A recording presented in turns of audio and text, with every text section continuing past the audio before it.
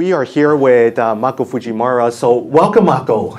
Thank you for inviting me to this conversation. Mako, I've read about you, I've heard about you, I've heard you speak before. Yeah. For those, talk to the audience a little bit about what you're doing at Fuller right now.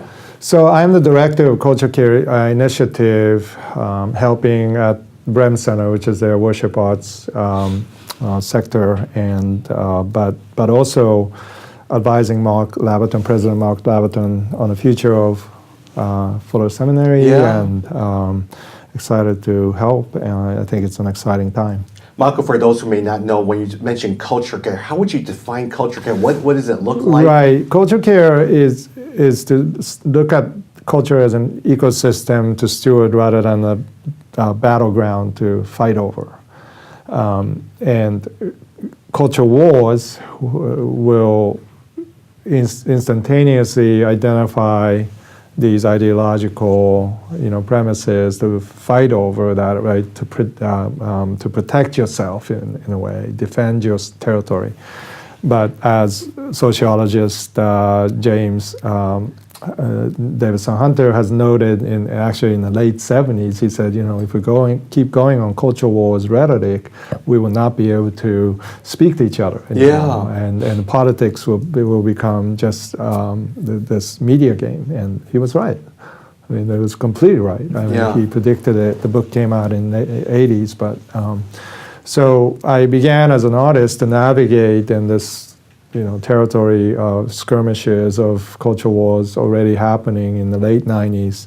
And then after 9/11, I got involved with President Bush's National Council on the Arts. And so I had a kind of a macro view at culture from being part of, literally being part of the political process of senators and House members thinking about culture, and it began with a culture warish tone of let's get rid of the NEA conversation. And when Dana Gioia, the new chairman at the time, came in, I knew Dana. He's a poet. He was a business executive, very articulate person, and I watched him navigate this culture wars battlegrounds in Washington D.C. very successfully. He would convince both sides of the aisle to support the NEA because it is good for the citizens to have that common ground. And when I began to talk about Dana, I started to use the word culture care rather than culture wars.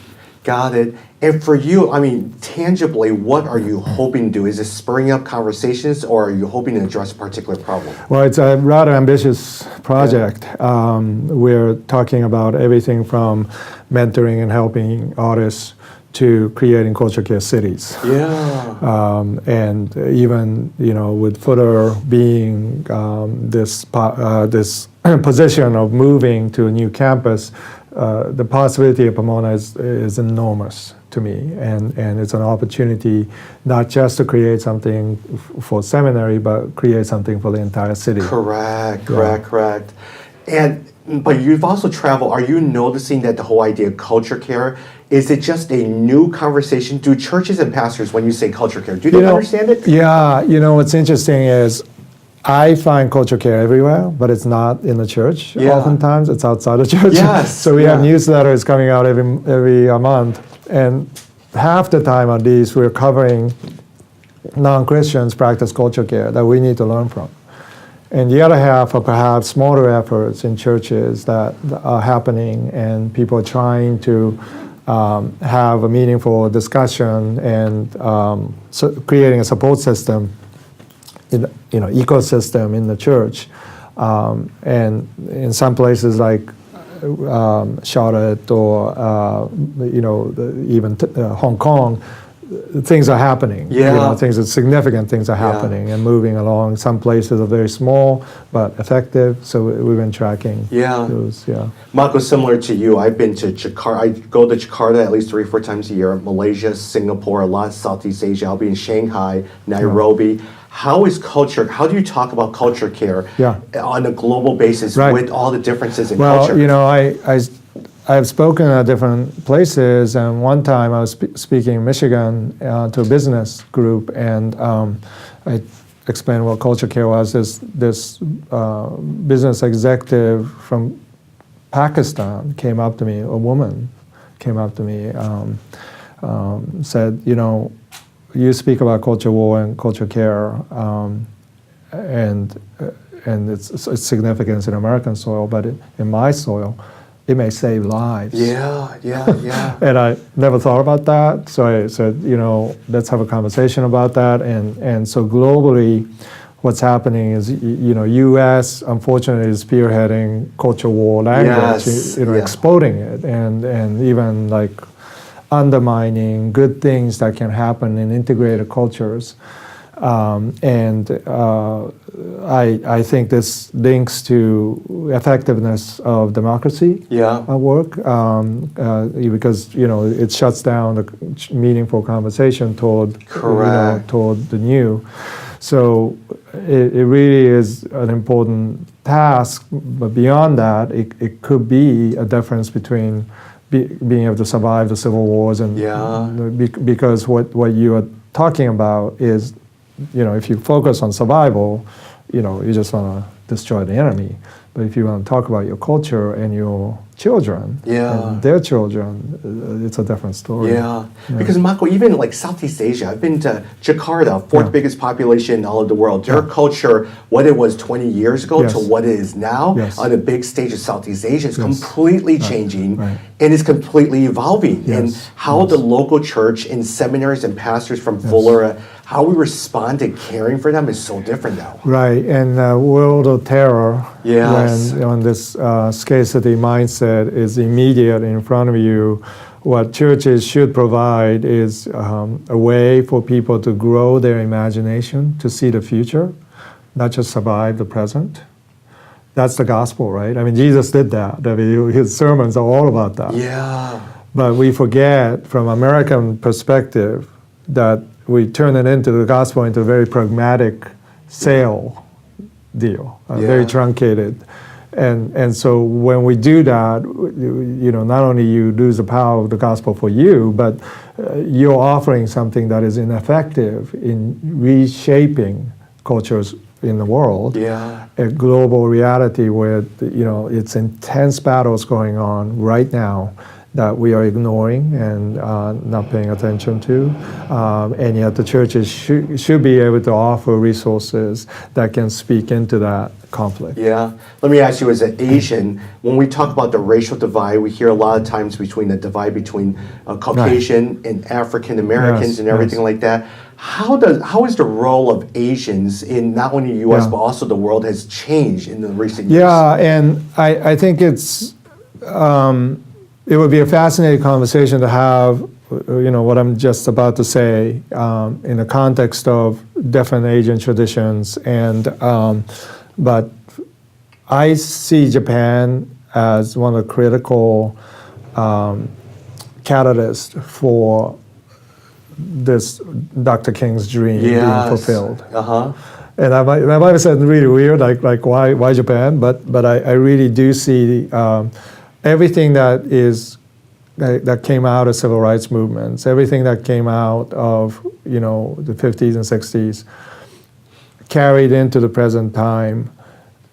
People are frustrated because the system hasn't changed, but Japan offers a possibility, because of their isolationist tendencies over the years, of honoring what is good about the past. So when President Obama became president, his speech, the inauguration speech, was everywhere in Japan. It was in the bestseller. The Japanese were reading it, studying it, like, who is this guy? And fascinated by this, history. I'm going to be in Japan in December, talk about Dr. King's legacy. So you know what I mean? Like this thing could have just been safely harbored in a country like Japan, the idealism of it. And then Japanese, as they do things well, right, they'll bring in, Scotch whiskey and make the best Scotch whiskey in the world, right? Why not the gospel? Why not this vision, idealism of the civil rights movement? And so this is something that I've been thinking about a lot, and I think there's a new kind of a sense that it may actually be true. Yeah, because I look at, even here, we're in Chicago right now. Chinatown in Chicago has completely changed. When I came here in '72, it was mostly blue-collar Cantonese restaurant-speaking people. Right. Now it's made up of more people from China who are Mandarin-speaking, Yes. building big businesses. I go to Nairobi. I'm going to be there in December. I've been there last year. All you see is the Chinese everywhere. Well, and you know, I shifted my representation from a gallery in New York City to Taipei. Yeah. This was like 5 years ago. Wow, and, okay. And people were like, "What are you kidding me? Like you have, you have a spot in New York City. You're going to give that up?" Well, fortunately, I didn't give up New York. I had another gallery that would work with my gallery in Taipei, so I continued to show in New York, but it's really based in Taipei. Got it. And people are like, why are you doing this? You're crazy. And I just sensed the Lord leading me to do this. So that was a simple decision for me. Like, where can I find my thriving? Where are the people that understands fully who I am as a Christian, as an artist? And what I want to do, my missional call to minister to the Japanese, all of that, right? All the package. This couple in Taipei kind of said, we want to support that fully, so you don't have to be running around. Yeah. And so they made that possible. Good. But now, 5 years later, people are like, oh my gosh, Taipei is like hot, how can we get in? And it's like, well, Mako, when the popular term these days is faith and work, all right? And faith and work, everyone's been talking about it. For you as an artist, how would you define that? What would you say as an artist, here's what faith and work looks like? So part of the first thing that you realize when you talk about faith and work is the acknowledgement of the divide, right? Faith and work, right? Well, artists don't see their the typical artist doesn't look at their art or music as a career move or, something you go to work to do. You are an artist, right? So it's completely integrated. And the struggle of a typical artist when that person becomes a Christian is that you're forced to bifurcate your spiritual growth apart from their identity as an artist. And that does more harm than good, I found. So I talk about, for spiritual formation in terms of artists being involved, don't disintegrate them. Use the integration they have, right? So, because to them, faith is their work, there's no separation.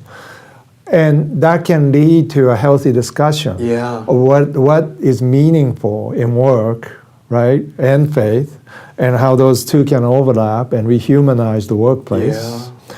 Artists does that in their studios and and the rehearsal halls. That's what they do. They're not doing this as a vocation. It's not vocation, training. On the other hand, artists can provide leadership in what I call imagination formation, which is part of spiritual formation, but rarely discussed. That how we train our imagination to sanctify our imagination toward the kingdom can directly affect your church, your community, your businesses, because artists can see the future. They're all about, seeing what's going to happen 5 years from now. If you studied, avant-garde music today, you'll find out the trends. You can kind of see what's going to happen in culture 5 years from now. And it's very predictable. That's why I love to spend time in these areas of culture that nobody notices. But they tell me where the culture is going and how the gospel can effectively be carried into that place. So I'm always interested in seeing, working with artists. And then I realized they have this capital that business community needs and is looking for. Like Nike would love to know what's going to happen 5 years from now. that I have access to actually with these young musicians or artists. And technology has changed a lot, because of integration of technology videos and you know, even cutting edge technology like 3D printing, you know, there's this new tendency to for young people to not create categories. So you know, for younger generation, you shouldn't be talking about faith and works. Yeah. You know, you should be talking about something else, maybe integrated imagination, calling, whatever you want to call it. You know, but they're increasingly becoming, you know, their lives and what they do to make a living is going to be either integrated or you do things just so that you can do the things that you want to do. Got it. Yeah. Speaking of that, let me ask a follow-up question. Romans 12, 1-2 Yes. talks about transformed by the Oh, renewing yes. of your Yeah, mind. yes. As an artist, how do you interpret So that renewing? passage is fascinating because we had this full discussion with my fellows about that. So the word transform is not actually transform, it's metamorpho, which is the word used in transfiguration. It's a very unique word, only used one time, and Paul pulls that and uses it. And we translate transform because if you say, you know, being transfigured, it doesn't really make sense in that passage. But that's what it means. So it's not just, let's say, it's not a horse being trained to run high, you know, jump higher and higher. It's actually a horse with wings. That's what it means. It's not just caterpillar becoming a butterfly. It's saying this caterpillar is going to become a new species. Yeah. And that's what Paul is saying. And it's kind of a conundrum. It's just like, what? How could that be, right? And that's what. And the only way to do that is by renewing your mind. You know, which is mind, body, and soul. But it really is this part of us that is, when we are in Christ, we're a new creation, right? So that word new is kainos. I translate it to mean newness. Yeah. It's not just, you know, like new clothes. It's like new body. So it's transfiguration. But why is Paul talking about something that we think will happen on the other side of eternity now?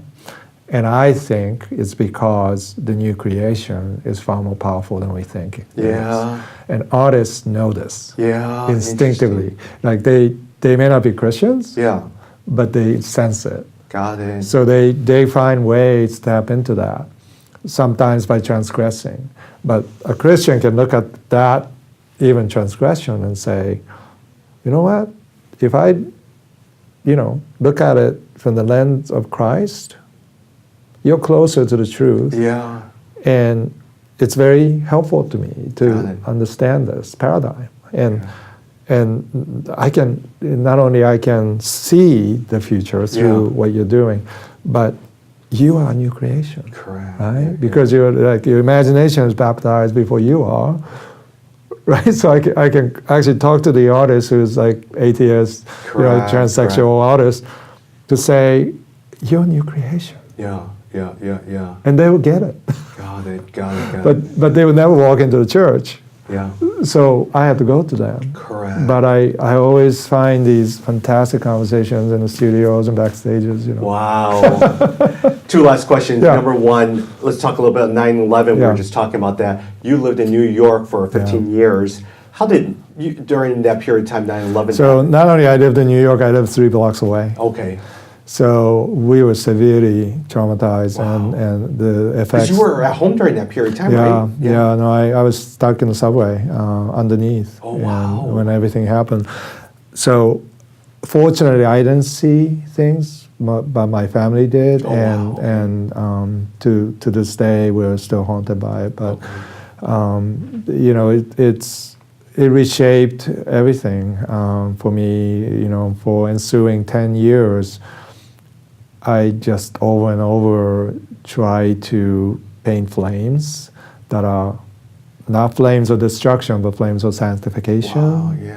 I kept on painting over and over because my mind was unable to let go, so I had to find ways to process that. I wrote Refractions and later on Silence and Beauty. because of that, and it was really difficult when I was writing Science and Beauty. A friend of mine, Mark Rogers, asked me to write it 3 times, and I said no, I don't want to do it because it's just I knew I would be going back to that trauma. Got it. And it was really hard, and and writing it has caused clarity, but it was not the kind of clarity I wanted. Yeah. So I feel like it just exposed me to certain things that, in hindsight, it's God's doing, and I'm grateful for everything God does in my life. But on the other hand, it's intensely difficult. Yeah. So, you're wrestling with just all the fears and anxieties that's in culture today, but trying to internalize it, work it through your imagination so that it can become something more than what I fear that it is. Yeah. So that's been my journey. I can't believe it's been 20 years, but almost 20 years. But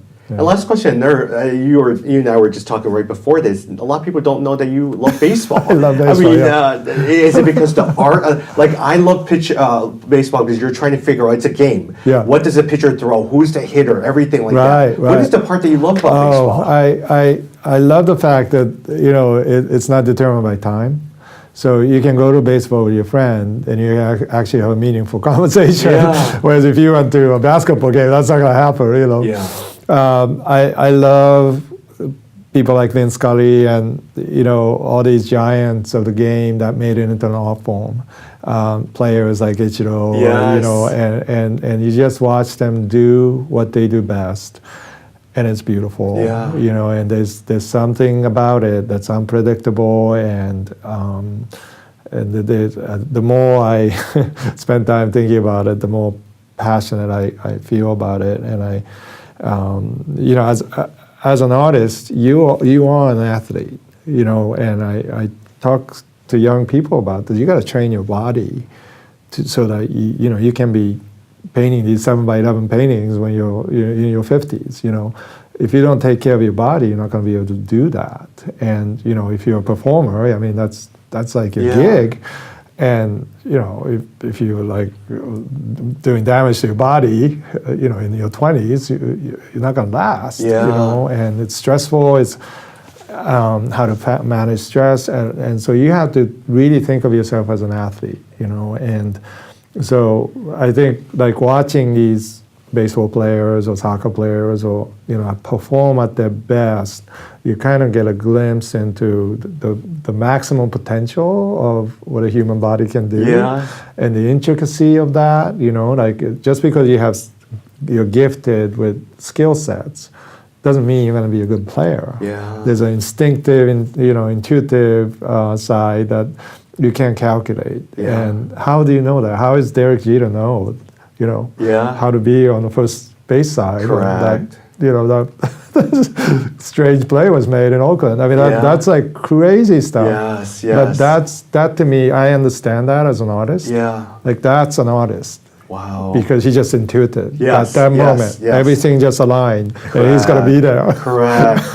Wow. Good. As we wrap up, final words, final thoughts, reflections. What is your hope for not only the church in North America, but the global church as we look at cultural care? What is your word of advice? What is your encouragement to the global church? So I always say to the church, be God's masterpieces as we are. Ephesians 2:8-10. You are God's workmanship. The workmanship word is poema, which means poetry. You are God's supreme crafted, craft of poetry. You have to sing. You have to rhyme. You have to, provide leadership in the world toward beauty and mercy. And to the extent that we are not doing that the world sees us as divided, as rage-filled, as is divisive and polarized, and even, offering culture war language that way. We're setting the kingdom back for people to understand that this God of creation is a God of abundance. God is an artist, maybe the only artist, and we are artists with small a, and our church is a place of beauty and mercy that can change the world Yeah. if we can stay true to ourselves and see ourselves as how God sees us. Got it. Thank you so much, You're Marco. welcome. Appreciate it. Yeah, my pleasure.